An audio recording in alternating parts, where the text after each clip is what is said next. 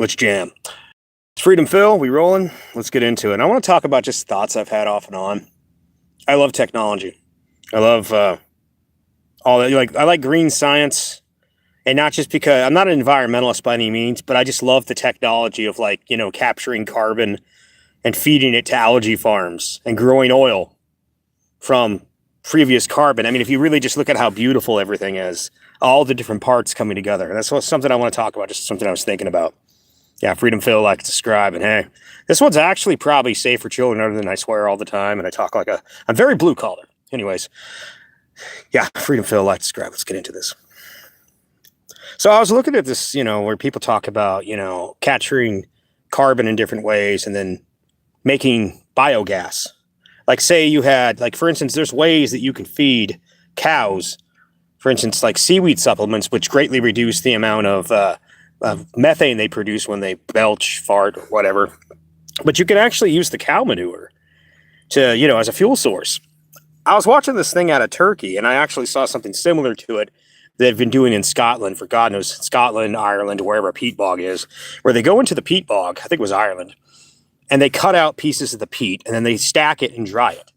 Once it's really dry, then they store it away, and it burns pretty much like coal to a certain degree. And anybody that's ever used cow manure, burned cow, like buffalo chips, renewable resource all across the plains, the same thing could be said for cow manure or any other forms of manure. And I know, ooh, it's gross. But if you take that potential material, like say from the dairy, the pig farm, the whatever, and you make a methane biogas digester, you get that digester working.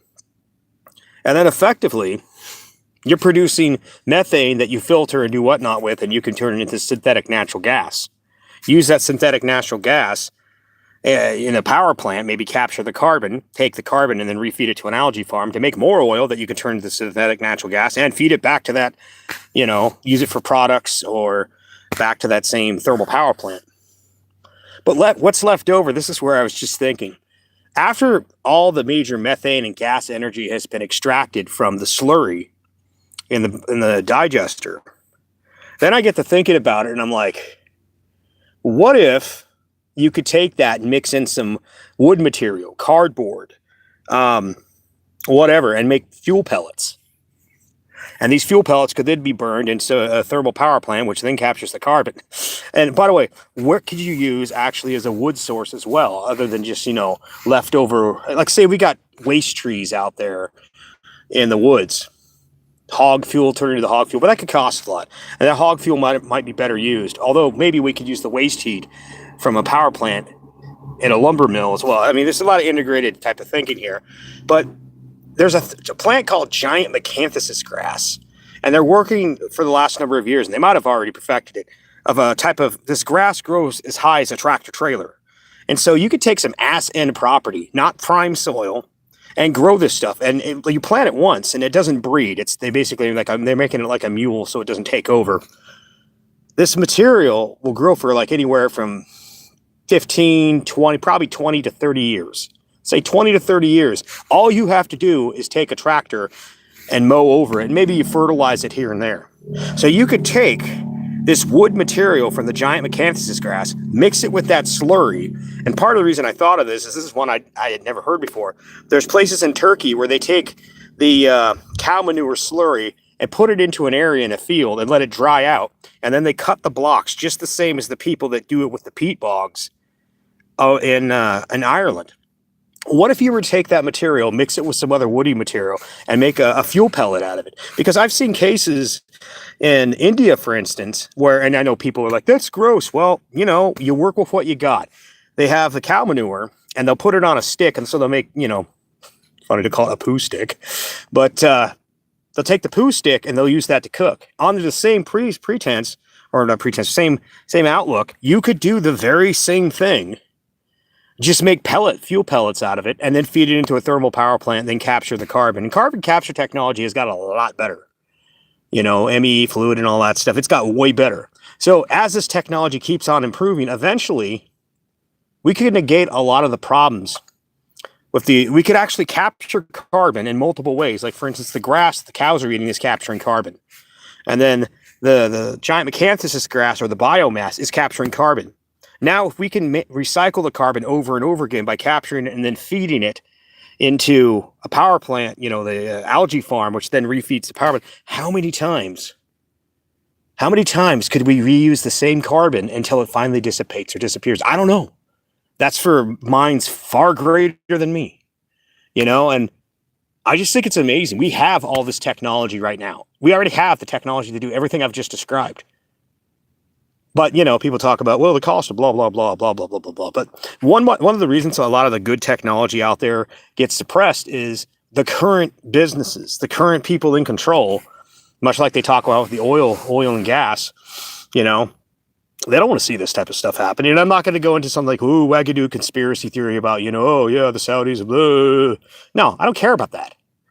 But the technology that's currently being employed, like, why is it recycling isn't much more promoted than it is now is because it's just people go, well, it's cheaper to dump it in a hole. But it isn't really the case anymore. It's actually expensive to find a place that has no water under it, nothing to worry about, to build a big trash liner. To the point where, you know, the more garbage you have to put in there, the more it's going to cost. Just like when you do mining these days in America. You want to do mining, it costs an insane amount. But the problem is that the current subsidies, they go to these companies already that are already established.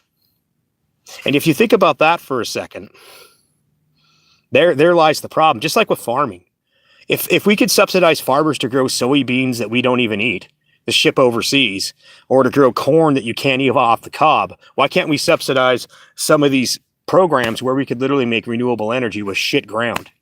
You know, I'm just saying, I want new ways of thinking. I want new ideas, and all the technology already exists. Gasification, you know, like during World War II, people building wood-fired powered cars, you know, like wood gas cars. You know, we have all the technology we need. We just need to put the parts together. So I don't know. It's just a thought. It's just a thought I've had off and on over the years where it's like, well, why don't we just put these parts together? Like, you know, you could use the livestock manure to produce methane. Methane then turned into synth gas, and then, you know, make fuel pellets from the leftover slurry, or you could use it for fertilizer. I mean, why aren't we doing that? And the answer is, one, nobody talks about it, and two, the taxes, because people get what they vote for.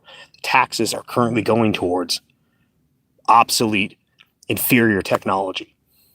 And if you want proof of that, go and try to buy one of these rocket stoves, not rocket stoves, one of these sun ovens. Go try to buy a sun oven at your local camping store. You will not see it. You won't see them.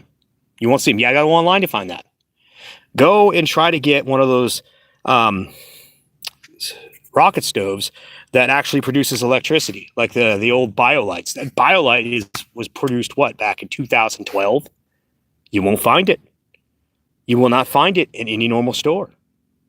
You actually have to go out of your way to find things that do that.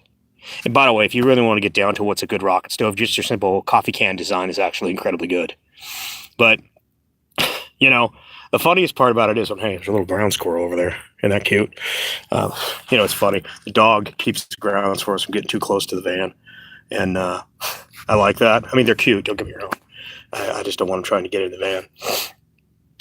But I think about it. We have all the technology we need, and we just don't do anything with it. All right. Freedom Phil, like, subscribe. Y'all take it easy. I'm going to do something else, play some video games, whatever. Peace.